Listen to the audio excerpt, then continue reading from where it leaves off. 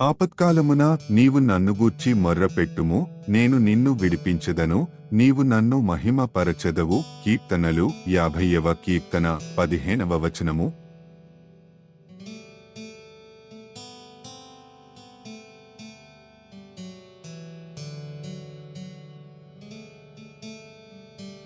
ఆపత్కాలమున నీవు నన్ను గూర్చి మొర్రపెట్టుము, నేను నిన్ను విడిపించెదను, నీవు నన్ను మహిమ పరచెదవు. కీర్తనలు 50వ కీర్తన 15వ వచనము.